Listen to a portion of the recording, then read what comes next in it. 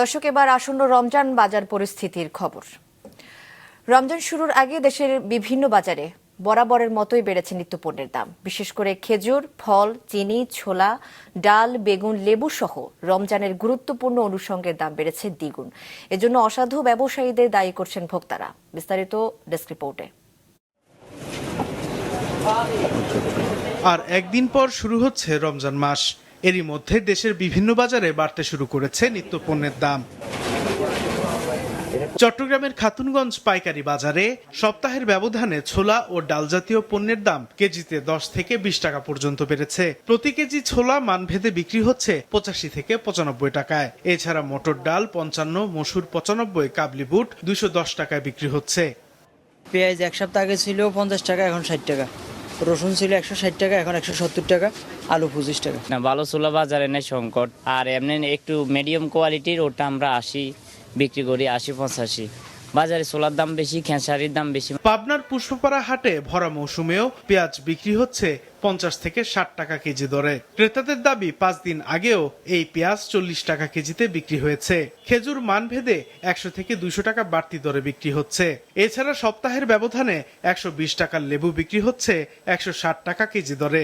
দাম বাড়তি দেশি বিদেশি ফলেরও। হঠাৎ নিত্যপণ্যের দাম বাড়ায় অসাধু ব্যবসায়ীদের দুষছেন সাধারণ ক্রেতারা। সবকিছুরই দাম দেখলাম, আমি কিনলাম যেহেতু 10 টাকা 20 টাকা সবকিছুরই দাম বেড়ে গেছে। আপেলের দাম অনেক বেশি, খেজুরের দাম বেশি, কমলার দাম বেশি। গরিব মানুষ খাবে কি? বড় বড় মজনরা ঢাকায় বিশাল বিশাল মজন, ওরা আইনি যা বাজার করবি ওইটাই বাজার। তবে রোজায় যাতে কেউ দাম নিয়ে কারসাজি করতে না পারে সেজন্য নিয়মিত বাজার তদারকি ও অভিযান পরিচালনার কথা বলছে ভোক্তা অধিকার সংরক্ষণ অধিদপ্তর।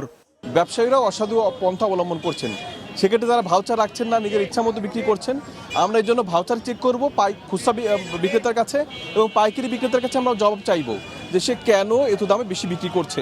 গাইবান্ধাতেও হু হু করে বাড়ছে চাল, ডাল, তেল, মরিচ, পেঁয়াজ, আদা, মাছ, মাংস ও শাকসবজির দাম। এতে ক্ষুব্ধ সাধারণ ক্রেতারা। তবে বিক্রেতাদের অভিযোগ, পাইকারিতে সব পণ্যের দাম বেড়ে যাওয়ায় তারা নিরুপায়। আমরা তো স্বল্প ইনকামের লোক, আমরা তো মাছ মাংস কিনতেই পারি না।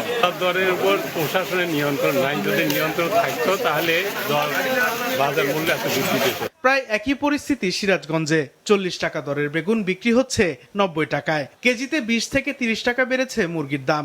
এছাড়া নদীর মাছের দাম কেজিতে 200 থেকে 300 টাকা বাড়তি। লেবুর হলে আপনার সংকট, খায় বেশি আর আমদানি কম। যে নেয় চলে 1000 পিস, এ নেয় চলে 200 পিস, সেজন্য দাম বেশি। বিভিন্ন দেশে আপনার রমজান মাসে দেখা যায় যে নিত্য প্রয়োজনীয় দ্রব্যমূল্যের দাম কমে যায়, কমানো হয় সরকার থেকেই হোক আর থেকেই হোক, কিন্তু আমাদের দেশে ব্যতিক্রম একটা। রমজানকে পুঁজি করে যশোরেও বেড়েছে সব ধরনের পণ্যের দাম। এমন পরিস্থিতিতে বাজার মনিটরিং বাড়ানোর দাবি ক্রেতাদের। বাজারে এসে আমরা 500 টাকা নিয়ে আসলি একটু সবজি কিনলেই ফুরোয় যায়, আর কি কেন? এই বাজারটা সঠিকভাবে মনিটরিং করা হয়, তবে এই দাম মানুষের নাগালের ভিতরে চলে আসবে। দিনাজপুর, রাজবাড়ী, মানিকগঞ্জ, লক্ষ্মীপুরেও বেড়েছে নিত্যপণ্যের দাম। রমজান ঘিরে অসাধু ব্যবসায়ীদের কারসাজি বন্ধে দ্রুত কার্যকর পদক্ষেপ দেখতে চান সাধারণ মানুষ। এদিকে আজ থেকে সারা দেশে নিম্ন ও মধ্যবিত্তদের জন্য ভর্তুকি মূল্যে টিসিবি ট্রাক সেল শুরু হয়েছে। সাদেকুর রহমান সিদ্দিকী, মাছরাঙা, নিউজ ডেস্ক।